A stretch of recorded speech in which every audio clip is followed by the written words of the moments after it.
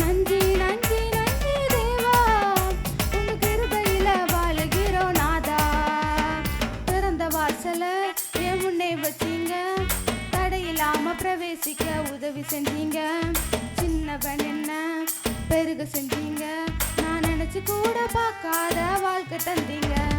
திறந்த வாசல என் முன்னே வச்சீங்க, தடையில்லாம பிரவேசிக்க உதவி செஞ்சீங்க.